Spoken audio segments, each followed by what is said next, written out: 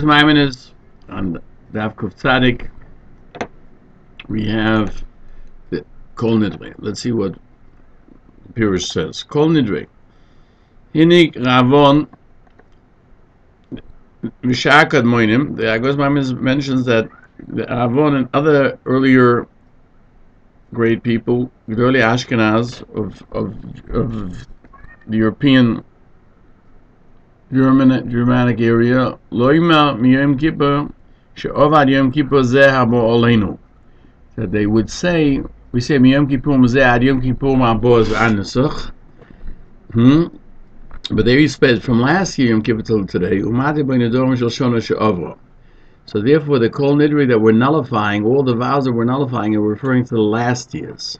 And since Ki B'nei Odom is Halzal B'nei Dorim, since people are very lax about vows of shvuos and oaths, we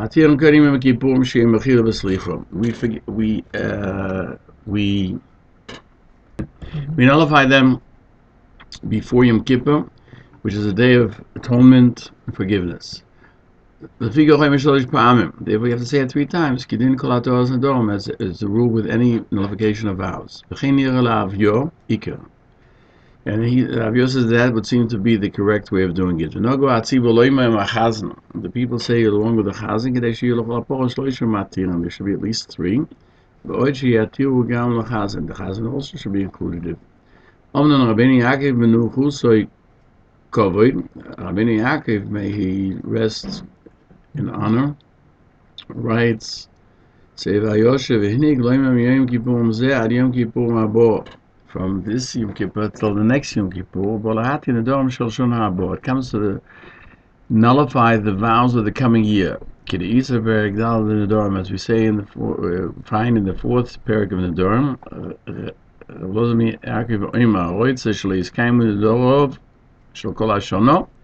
if somebody doesn't want that his vows of a whole year should be obligatory, and they'll transgress them, is Yamad Rosh Hashanah. On Rosh Hashanah, you should stand v'yema. You should say, "Kol neder shani osa lindor." Any neder I will ultimately make a vow. Kol zeh hashana yeh botl, should be nullified this whole year. I'll take miloshin in the darno. You don't question me that in Kol Nidre you're saying no darno, which is past tense, because it's shugam la'abo. It also means future tense, as we find in Shavuos. That I shall eat also means that I ate. You say it 3 times. So the Chacham established it 3 times, as we find in the Mishnah Menachos. Etroim, etroim, etroim. Magal zu, magal zu, magal zu. You have to say it 3 times. And they've been permitted al nidre yochid. Only for individuals, the ikar gilusa v'kilusa, that they make vows and they're therefore at times, mekel melekayim. They don't think that they have to fulfill them. Aval charomois rabim v'shvuos bezdin. Aval charomois that are made by the many, and the oaths that are made in bezdin shemashbiyan eina mekal hazeh, are not nullified with this kol nidre. Someday we say Benedorim 23b,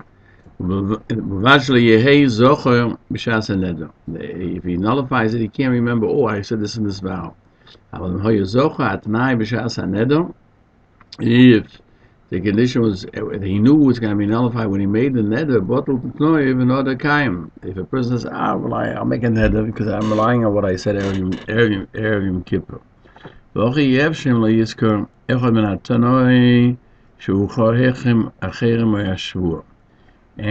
where it's barabim or bezin, if you won't remember the thing that he forbade or the oath. But and don't ask me why don't we do it on Rosh Hashanah, like the Gemara says you should stand on Yom Rosh Hashanah and say so. The Yom Kippur Yom Kippur is also referred to as the beginning of the year.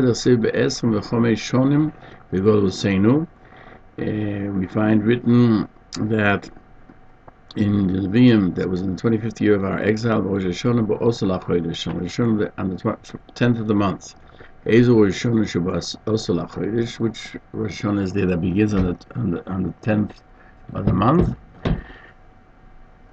This must be Yom Kippur. We say in Erchen, Maharam, and so did the Maharam. That was the meaning of the Maharam. Now, Rabbeinu Yaakov says, the one who says about last year's is mistaken.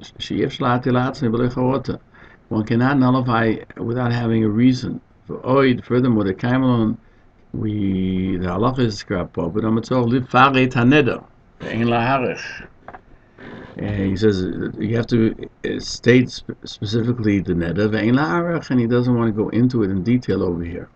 In the Torah we find in 619, there are two thoughts. He writes in the name of the Rosh that the minig is like the Kadmonim. The Kol Nidri would seem to be, it's on the last years, and we nullify them in order we shouldn't be punished. We say it 3 times, like a neder that took place. And we say furthermore at the end, V'nislach b'chol adas b'nei Yisrael, may Hashem forgive the entire people of Israel, because we need atonement for those nedarim that we transgressed, even though we have now nullified them. Rambam doesn't mention the minik to say kol nidri. He must be of the opinion, like Rav Troy Goin, who's wrote in the Torah, that writes that they didn't say this in any place to be mater neder, not in Rosh Hashanah, not in Yom Kippur. Even though the Hilchos Nedarim, he brings the sugya Nedarim, he does mention this concept of nullifying vows on Rosh Hashanah that might make in the coming year. The Hagaos Maimonios continues and says, you don't say kakosav. Usually when we mention a posuk, we say kakosav. Then the chazan recites the blessing of Shechianu, who has kept us alive and kept us going and brought us to this time. The Kaimelon, because we have the opinion that Zman Oima Afilu B'Shuk, that you can say the day's greatness even if you're in the marketplace. So Oima Zman Bein B'Rosh Hashanah Bein Yom Kippurim, say Shechianu either both on Rosh Hashanah and Yom Kippur. The Yev Shelo Imre Ala Kois, you can't say it on a cup.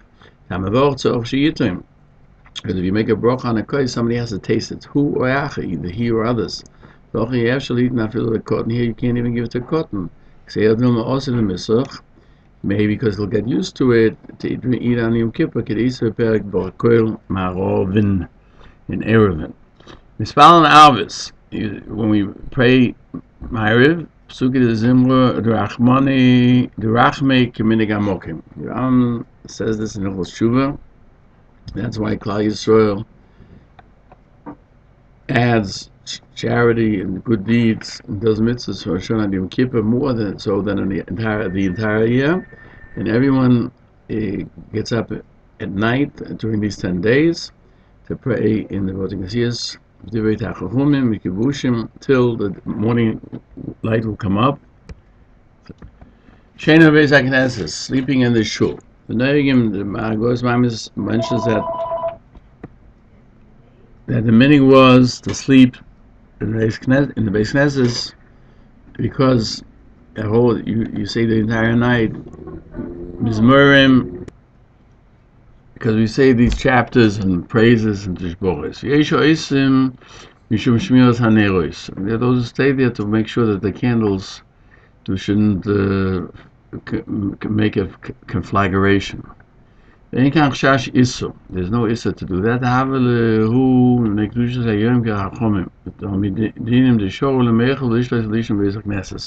There's no issa to sleep in the Beis Medrash because it's like those people who find themselves all the time. Talmidei Chacham are allowed to eat and drink and sleep in the Beis Knesses.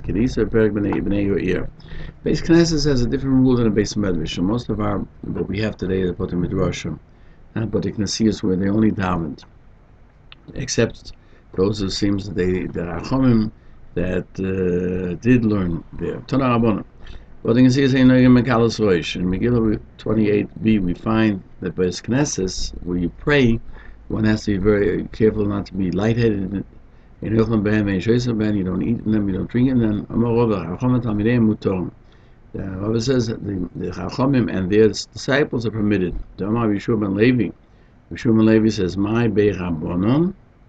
What does Bei Rabbanon mean? Beis Rabbanon, the house of the Rabbanon. That's why Beis Knesset is called Bei Rabbanon in the language of the Gemara.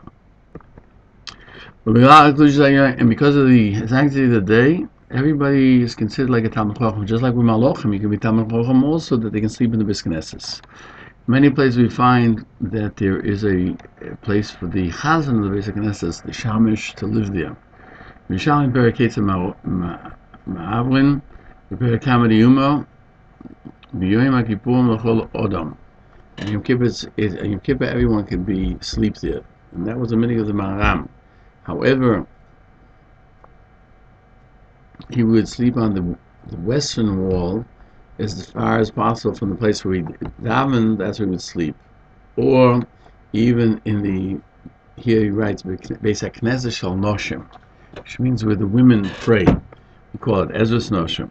Obviously, there weren't any women there. The name of the Mordechai, it says better to sleep different distance from their own kodesh. And the person doesn't want to say Tishbochas B'Lailom, should not sleep there. And cite in Hilchos Perek Yud Aleph, what's the Kedusha of Yom Kippur? There you'll find all the sanctity of Yom Kippur.